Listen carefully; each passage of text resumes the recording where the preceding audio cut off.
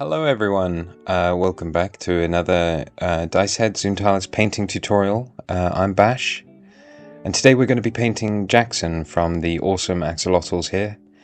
He's the blue mage down the front here with the nice glowing staff. These cover arts here are really high quality, they're really lovely, but today we're going to paint something that's a little bit more in my skill range, as well as I think that should be nice and easy for people who are new to painting to follow. And you don't have to do all the steps. You can, you can stop at. There's a good stopping point sort of towards the end, and I'll show you where that is. And you can continue and add more detail, or you can leave it and have it be playable. You know, it's your hobby. It's your painting. You can do what you like. So in the box here, we have a pack of cards which has all the rules on for all the axolotls, and we'll use actually the art as reference for painting Jaxxon. In the bag here we have all the minis and the bases for them to be attached to. There is no other assembly or cleanup required for the most part. Sometimes there can be a little bit of resin to clean off the minis, but these ones are completely fine, and I'm just going to paint him right out of the box.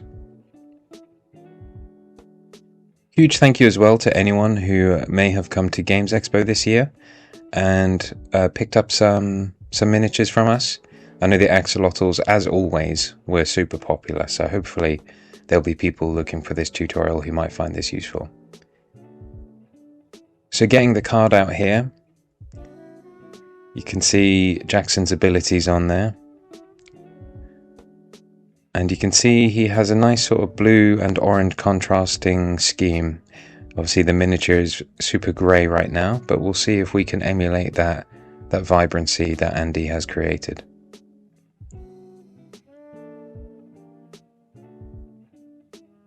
So starting off, I've done a zenithal with my airbrush. This is with pink all over, and then a white zenithal, which is a sort of spray from the top down to emulate light. You don't have to do this step, and if you don't have an airbrush, you could do it with just spray cans with pink and then white, spraying the white from above. Or you could use a dry brush to zenithal, a similar effect, or just start with a white miniature. I like the pink undertone because it just gives a little bit of warmth to some of the colours as we go over the top. I'm going to be using this blue here. I'm going to thin it with a little bit of speed paint medium. Most of the contrast and speed paints I use I am going to thin, just because we can add more on, but we can't really take it off. So thinning it initially I think is always good practice, as well as they're all slightly translucent. So with that pink undertone you're going to get a little bit of warmth coming through the blue.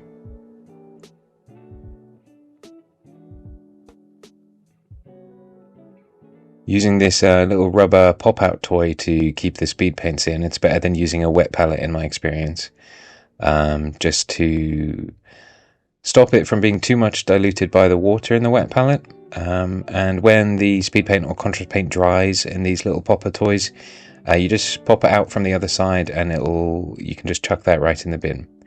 The first time on the other side there I actually put way too much paint on, and I had to wick a lot of it away with a dry brush.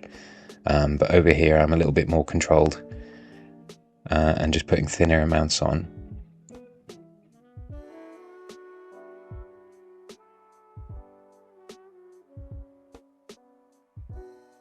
Just working all the way around the fingers now. A lot of using speed paints and contrast paints, they're like a quick and easy way, and essentially you're just doing a colouring book, you're just colouring between the lines with this sort of inky wet paint. Sound Golem here is one of my favourite speed paints actually. It has this really nice warm, I'd say sort of nutty, golden brown colour to it. I really love this one. So just layering that all over his clothes. They sort of all have an orange undertone, so we'll start with that. And this is where we are at the moment. You can sort of see that he's a little bit darker underneath, where the blue sort of meets the pink. And then he's a little lighter on top where the sun might be coming down. I'm just pointing out here actually a few of my mistakes, and this is gonna happen, I think, when you're using speed paints, or I was trying to go quickly, and just don't worry about it. We can come over and fix those things up later. Using a gall grunter fur here, which is a really nice, if I can get it back on camera, there we go, a really nice leathery brown. That is one of my favorites for contrast and speed paint. I really like this one. Using it actually straight out of the pot here, off camera, of course. There we are. Straight out of the pot because I wanted to, I actually spilled a little bit of paint onto some of the leather areas, so I wanted it a little bit thicker, a little bit darker to go over that. So filled in his shoes, his leather strap, and his little pouches on his belt there.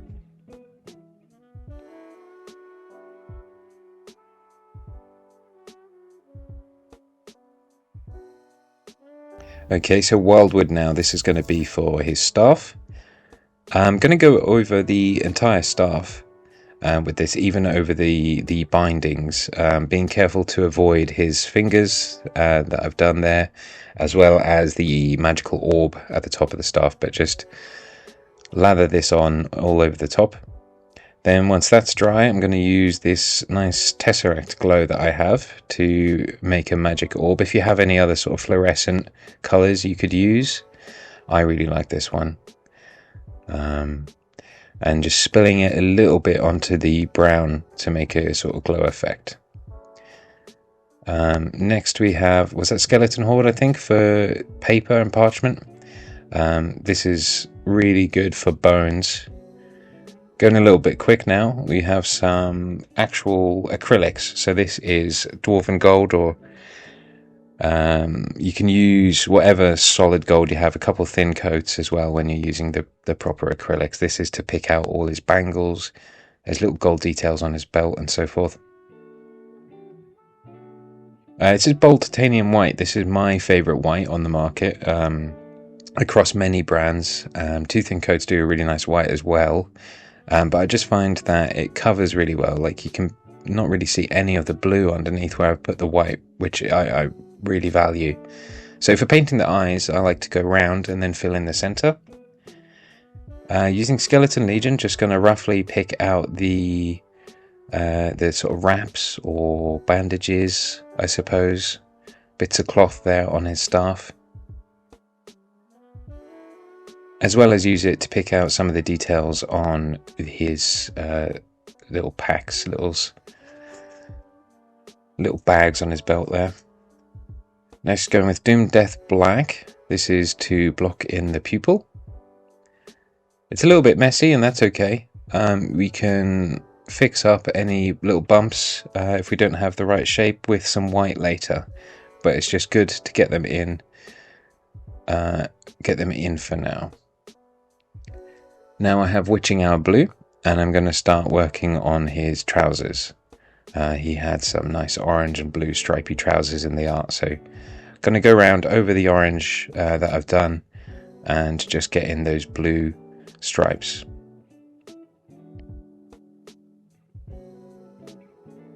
Now you can stop here. I'm obviously moving ahead with some highlight colours and highlighting up his trousers here, the really nice orange and blue contrast, but you can, at this point, with just the speed paints and contrast paints, he is, tabletop ready. You can play home games, but if you want to start doing some highlights, I've picked out a few colours here that I can overlay over the top of what I've done already, focusing the highlights towards the higher areas. Just sort of going through them now, because this stage I feel like it's not super necessary. Zoomtalis Minis, it's all about, as I said earlier, it's your hobby. You can do as much or as little as you like. If you want to go a little further, these are the colours I'm using, just to add a little bit more depth, a little bit more warmth. And with the leather here, I'm just picking out the center areas of the leather, as the leather, I imagine, would go lighter and sort of age more around the edges of the leather as it gets sort of worn and battered, and the central areas of the leather might be a little bit darker.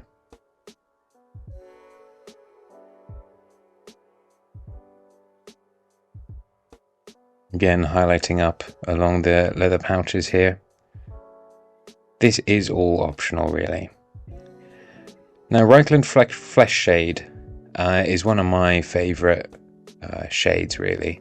I love it on golds, as well as for unifying. If you thin it ever so slightly, as I have there, maybe 2-to-1 water, 2-to-1 paint to water, and then you can use it as a glaze over the leather areas just to unify all the colours that you've already put. It just brings it all together really nicely. And now I've had a bit of fun with it, so this is, I think, if you're new to painting, I think this is quite easy and quite good fun, and definitely works for all the axolotls. So I've just got a whole host of nice blue colours out here, and I'm just going to do some dots. Instead of awkwardly highlighting up, the whole miniature's head, and that could add a lot of time, I'm just going around placing a few random various sized dots on the upward facing areas. You can see on the mini actually some of those dots have been modelled in, so you can follow those as a guide really. Here we've got some polished gold, or if you have any other light gold that you could use to highlight up the gold that we've done. You can use the side of the brush pretty nicely to pick up these bangles. And some pale sand as well here, just to highlight up the bandages or wraps on the staff here. Now I'm going back to the eyes, so I'm going to go over the black that I've done. So I think the black is a really good sort of initial place. You can just leave it as is when you're starting out, but it's nice to add, I think, a bit of colour to the pupil. So I've gone with that blue, and then I've tidied up what I've done with some white. And then the most important part to add a little bit of life is the white dots, the reflection in the eyes. And then on the inside here, just a little bit of black for the pupil. A nice blue iris, a nice black pupil. And that just gives it a little bit of life, I think. For basing, I'm using this battle ready or game ready basing, which is a mix of little rocks, little grass, bits of sand, and then an old brush and some PVA glue. So the PVA with the old brush, you just want to squeeze that onto the palette, and then tidily as you can, move that around Jaxxon's feet and cover the whole base. You want it to be slightly thick. As you can see there are some places where it's thicker than others. This is fine. Those thicker bits will create a little bit of texture with the battle ready basing. So just grab it with some dry fingers. Obviously you don't want to have painted fingers all over the mini, and just sort of swirl it around in the basing. Missed a bit there on the back. There we go. And we have some nice rocks and some grass and some sand to just show that he's out in the wilderness,